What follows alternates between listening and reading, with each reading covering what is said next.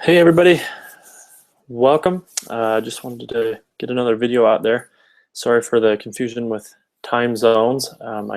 We have every month or so we have meetings with fellow teachers and our teaching groups, and it conflicted with that 8 o'clock time, and I know I needed to be there, so jumping on a little bit early. Sorry if you were planning on 8. We'll plan on 8 Mountain Time next week, Thursday. Okay.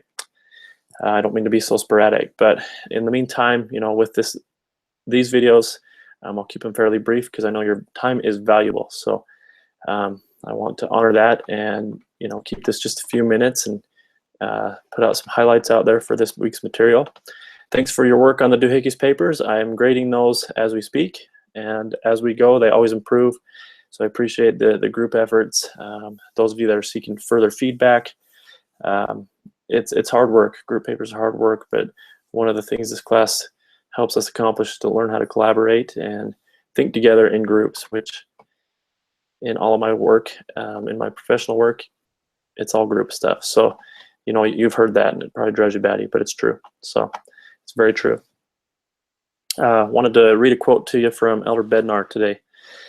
This is from a talk called Learning by Faith. It's a hallmark talk about teaching and learning. Makes a couple great statements in here.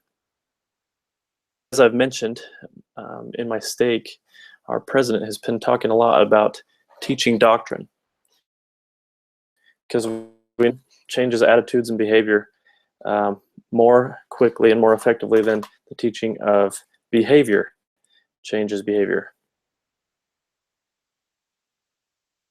It's this. Nephi teaches us, when a man speaketh by the power of the Holy Ghost, the power of the Holy Ghost carries the hearts of the children of men.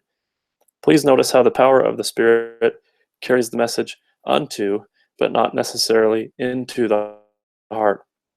Explain, demonstrate, persuade, and testify, and do so with great spiritual power and effectiveness. The content of a message and the witness of the Holy Ghost penetrate into the heart only if a receiver allows them to enter. Learning by faith opens the pathway into the heart.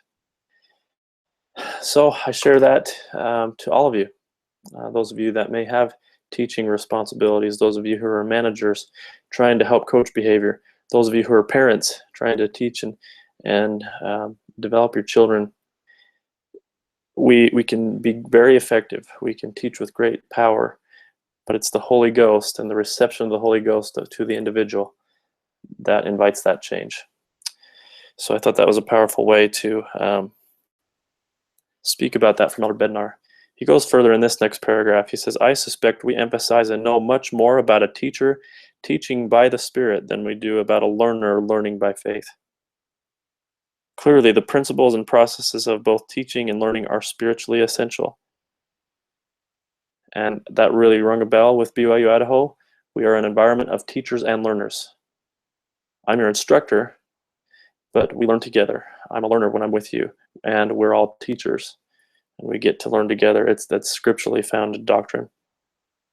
Clearly, the principles and processes of both teaching and learning are spiritually essential. However, as we look to the future and anticipate the ever more confused and turbulent world in which we will live, I believe it will be essential for all of us to increase our capacity to seek learning by faith.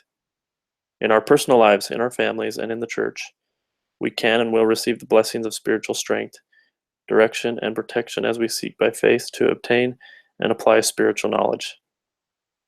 And I thought that's so powerful from Elder Bednar. Confused and turbulent world. We need to increase our capacity to learn by faith. So makes me so grateful for the learning model, the principles of the learning model. We're learning how to learn. And if nothing else, if you can come away with from your college experience, knowing how to learn, learning how to learn, you can then effectively teach and lead and bless your family's lives. And I know that's true. It's helped me. All right, so compensation and benefits. You can have entire jobs devoted to compensation and benefits alone. Being an HR generalist in those areas, you need to know those things. If you're in a director role, managers should be able to understand those. And we ourselves need to understand those so we can better reap the benefits of those things and analyze and make better career decisions. So what I like to talk about is total compensation. So of course, what are we concerned about at the outset? Pay. Am I going to make enough pay? And remember, I've mentioned pay as a maintenance factor. I'm great as long as the pay is where it should be, but it doesn't motivate me any further. But if the pay isn't where it should be or where I expect or where I am valued at, then it is a demotivator. Okay, so it's a maintenance factor. But along with pay, you've got to consider what's called often the hidden paycheck, benefits, 401k retirement, healthcare savings plans, life insurance, short and long-term disability benefits, stock options. All those things combined turn into total compensation. And so there's a lot of science and research behind it. I really appreciate the readings this week. Of course, you've got the 6 dangerous myths about pay. Pay attention to those. All 6 of them are very relevant. Look at number 1. Labor rates and labor cost are the same thing. So at face value, it sounds like they are the same thing. But if you look at what labor rates are, that's what our wages we pay. That's what we're paying our hourly staff by the hour, for example. Labor costs are that multiplied by production of the company. That's the cost. So what's the other myth attached to that is labor costs constitute a significant proportion of total costs. And so that's one of the myths. And we often say, okay, we're running tight on budget. We're not meeting demand, revenue goals. So what do? Oh, we need to cut labor costs. We need to cut wages. Or we need to lay off. We need to reduce workforce. Is that always the best answer? And this will go into the next week's topic about releasing workers, letting people go. Think about that, because is it always wages? Is it always people? Kim Cameron, an author and a professor at the Michigan School of Business, talks about that. There's actually an article out there where he expands on it, and he says, where can we cut the fat? You know, it's not always wages, and I want you to keep that in mind. If we cut labor rates, our costs don't necessarily go down, and that's something to keep in mind. We've got to look at our processes before we look at people. Okay, so think about that in your homes. Think about what's going to benefit your people in your home. How can we do things a little differently without altering the lives of the people in our homes in a negative way? Look at that in your personal life. How can we better use our time? You know, what often happens is we cut out the most meaningful activities so that we can accommodate our busyness and the things that may be not as important. So that can be a valuable skill, being able to trim the fat where we can still leave what's most important. Okay, are we making time to be with the Lord? Are we making time to study and pray?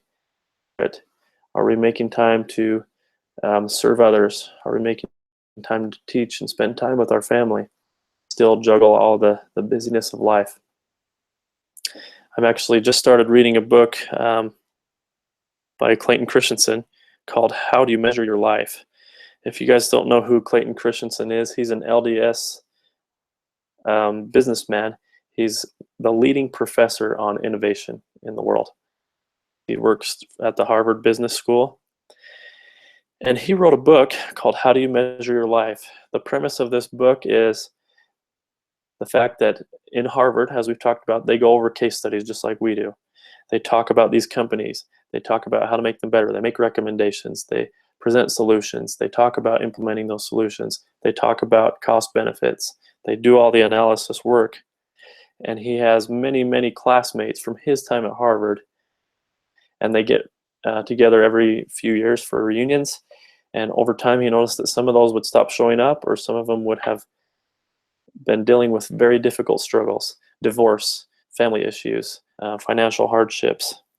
And this book is dealing with theories of maintaining a successful life with relationships and integrity amid all other business success. He made a interesting statement in here, and he talks about theory. He said, good theory can help us categorize, explain, and most important, predict. Indeed, while experiences and information can be good teachers, there are many times in life where we simply cannot afford to learn on the job. You don't want to have to go through multiple marriages to learn how to be a good spouse. Or wait until your last child has grown to master parenthood. This is why theory can be so valuable. It can explain what will happen even before you experience it. And then he talks about some examples of that. And it's just interesting. He's using the idea that, okay, theory, coming up with solid theory can help us look to the future. If we're just gathering data and gathering information, it helps us look to the past. He says it's like looking in a rearview mirror, looking to the past while trying to drive a car. So I extend that out to you. Looking ahead, what is your theories for success? And the word that comes to mind that I hold close to my heart is principles. Principles never change. And so if we know what our values and principles are, those are the anchor points of our existence. Those help us determine what decisions we make and based on what's most important to us. So principles. One more little quote for you today. Been doing some reading, and it's funny how sometimes things just show up. We must adjust to changing times and still hold to unchanging principles. And that's from President Jimmy Carter. Adjust to changing times and still hold to unchanging principles. Elder Maxwell once said, buckle up your seatbelts and hold on to your principles. So we do. We live in a confusing world. We live in a noisy world. So what are your principles? So I invite you to think about that. I know I've talked about it before. It's an important item for me. Develop what your value statement is or your mission statement and hold on to those. Okay. And remember, as far as compensation goes, read through these myths. And coming up with a compensation plan is a process. And I think one of the things that highlights for me in the other article, the compensation plan article, is create that buy-in. If the compensation plan is just coming from top management who may not fully understand all the dynamics of each department and what drives their business, it's not going to be as effective as it would be if you get input from the teams on individual or group bonus plans, marketable valued wages, all of the above. Okay, so really good information to study through in these cases, so we're not falling trapped to the myths about compensation, and using that knowledge to help us in our HR mindset. This stuff's going to help you, especially if you move up in leadership in businesses. You need to understand how pay works and creating that sense of equity that comes from fair and equitable wages.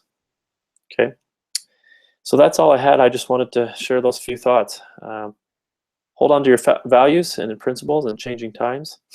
How will you measure your life? What are your metrics of success to keep your marriage and family intact, to keep yourself anchored to integrity, to stay out of jail, so to speak, and to hold on to what matters most? Okay, thanks for all your work. It's a busy class, I understand.